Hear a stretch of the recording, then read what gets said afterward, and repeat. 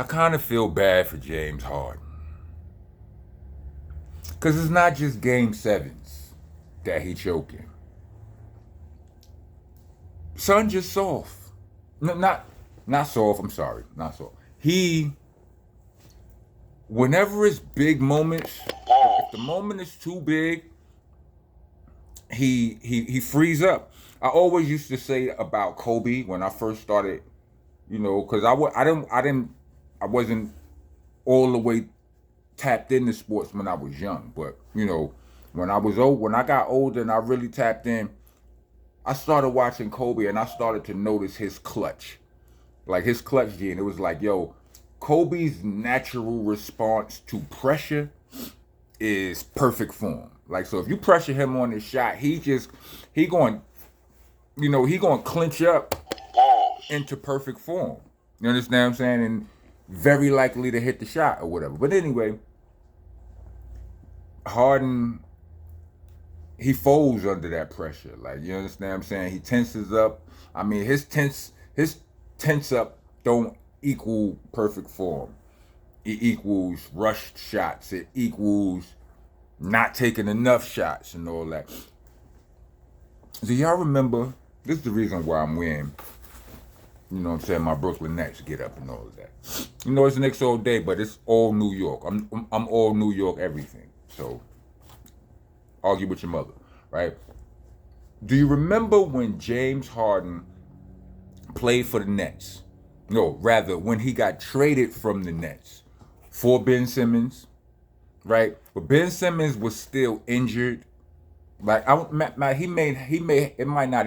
was still rehabbing. It might not have even been physical. It might have been for his mental. He was going. Was having mental health. Trials and tribulations he was dealing with and all of that. I mean, niggas was killing him. Niggas is killing him to this day, right? But it was that period of time. Well, the first time Brooklyn and Philly played each other, that was a big, it was going to be a lot of eyes on that game because when players get traded for each other, when they meet, there's always eyes on that game. You got the talking heads, you got the analytics and all of them. You got all of them talking about who won the trade or who the villain was, who was the y'all know what I'm talking about. The eyes was on, right? And remember, niggas ain't like how James Harden left Brooklyn. He forced his way out on some bullshit, right? But what ends up happening? They go down there. I don't even remember if Ben Simmons even played that game. What I do know is James Harden ain't play that game. Yep, he played. But he might as well just stayed on the bench. He did what he does in all of those high pressure game 7 type moments because this had the kind of intensity. The stakes felt important, like a game 7. You understand? But it wasn't a game 7. It was just, was you right for leaving or was you wrong for leaving? You understand what I'm saying? Who made, or whatever implications, whatever rivalries whatever pressure you could conjure up in your head on that on that type of dynamic, all of it applies. And he laid a dud. He laid an egg. He was awful. I don't remember. I'm not no statistician. I remember that game though because I was watching closely with the Game 7 narrative. Game 7 James Harden narrative was in my mind when I was watching that game. I'm like, James Harden better show up because that Game 7 narrative is going to rear its ugly head if he don't. They might not compare it to they might not talk that Game 7 lingo, but they going to talk about in big moments, James Harden shrinks. And the truth of the matter is he does. He don't mean to. He really don't. He don't mean to. We all have our fears. Everybody's scared of something. I don't care what none of you niggas say. People like, I don't fear nothing but God. Well, you fear God then, damn it. You understand what I'm saying? He can't get past it. He can't shoot through it. He can't form, he can't good form his way through it. He cannot. And believe you me, he wants to, but he just can't. And for that, I feel bad for him. See, on Monster Nation here, this was another one. It's a policy. It's a general policy of Monster Nation here. Offer you, we offer the celebrity grace under fire because it is undoubtedly, indubitably, it's unpresent anywhere else on the internet. You will not get grace under fire from anybody else on these internet streets. So we offer that here. You understand what I'm saying? So that's how I feel. I said it. Yeah. You know what I mean? I feel bad for son because ain't no denying it now. He went out there, laid a dud in this game, game 7. Had Russell, all of the things niggas were saying about Russell Westbrook the past few years, he had a rocky relationship with the public, with the court of public opinion for the past however many years. Russell dunking, putting his nuts all in niggas' necks and all of that. Like, he wildin'. He extra animated, extra demonstrative, extra nigga. Y'all. That's how you on it. That's how you carrying it.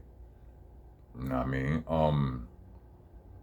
Salute to the Rockets because they name Rock. You understand? I always root for them a little bit because they name Rock.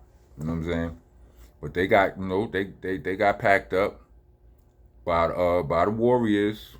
I secretly love the Warriors. Secretly. Don't tell nobody because, it's all New York everything. But secretly, I love the Warriors.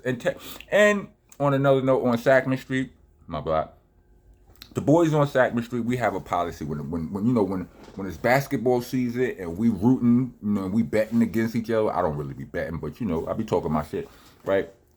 We have a New York team and we have an East Coast team and a West Coast team. Just for general purposes or whatever.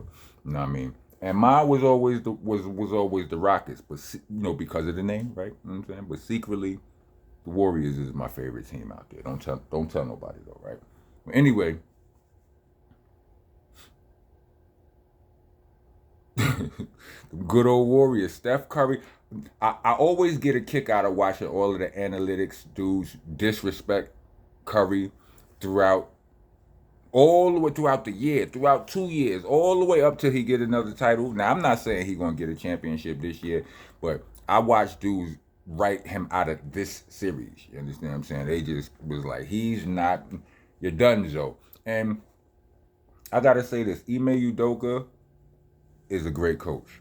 I don't know a lot about coaching, but he's a great coach. He's the only coach I seen put handcuffs on Kevin Durant. I never saw Kevin Durant powerless ever, except in that series against the Celtics when Ime Udoka was coaching him. Never. So he's a good, and they almost did that to Steph. They just got a little bit too. They got carried away. They got caught up in the hype. Because Steph was having some mediocre games in the series and all of that, and they thought that was going to work. They thought they had him boxed in, and they couldn't figure a way out of that. And then here come Buddy Hield. You know what I'm saying? Steph out here being Draymond. Steph is, for the first half, he being everybody but Steph. He not hitting no threes. He passing. He getting to the. Matter of fact, he ain't even get to the basket. He didn't even make no. He didn't score to the end of the second quarter. Buddy Hield. Bonanza. You know what I'm saying? Draymond Green set it off threes. 2 of them, I believe. You know what I'm saying? It's interesting, you know what I'm saying? It's both game 7s, right? So yeah. I just wanted to talk about that. You know what I mean? Charles Barkley guaranteed that the Warriors was going to get bumped out of here. Feel free to make fun of Charles Barkley in the comments. I enjoy it. It's all good. Yeah, that's why I don't be betting on sport. I mean, granted, with all of the fan duels and all of the stuff now that's going on, they make betting very easy and very tempting and very, you understand what I'm saying? And very rewarding if you do it smart. So I'm just saying, I might be, but betting is, anyway. If you made it to the end of this video, let me get 4 basketballs. Pause. Pause, protesters, get your ass out of here. The rest of y'all, welcome to the nation.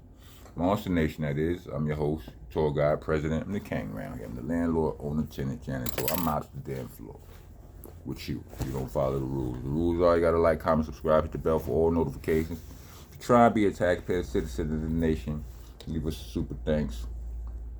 Or a Cash App. We actually prefer the Cash App, but y'all do y'all. Cash App tag will be in the description along with the Bandcamp link, which is there for those of you who rather hear me rap than hear me yap. All of the mixtapes are there, including Nonviolent Rocco for you bitch ass niggas. For all you bitch ass niggas, that is. Videos, Winner Circle, all of that's out there. Type my name in on YouTube and have a ball. When you leaving comments and all that, use your spell checks, not your autocorrect. Autocorrect will get your comment flushed up out of here. You understand what I'm saying? Helter Skelter is spelled with an A and an H at the end of Helt and Skelt. Not ERs. It's Helter Skelter, not Helter Skelter. It's monster, not monsters. M-O-N-S-T-A, not M-O-N-S-T-E-R. Sorry. Rock has a K. R-O-C-K. Unless you're a Crip, you can leave it off, but put a little cut in the comment or whatever. So we know we give you clearance. You know what I mean? For the love of everything decent, is BCC, not BBC. Auto reverse. That's what your girl said. Yeah. I say pause for heterosexual things too. You know what I'm saying? Anything unintentionally schmexual. You know what I'm saying? So if you make it to the end of the video and you get that, shut your ass up with you're telling a grown man he's how to talk. You understand what I'm saying? Yo, you well grown. Why you gotta do it? Shut up. Anyway, salute to Indiana for clipping Cleveland in that game 1. You know, stealing home court advantage or whatever. Cause them niggas, the Cleveland, I'm not no big Cleveland fan and all of that, but them niggas been running around here acting real invisible. Like, oh yeah, I you know what I'm saying? I'm a hater. I want to see him look human. Because who knows? Anyway, 4 basketballs. Rock on, rock on.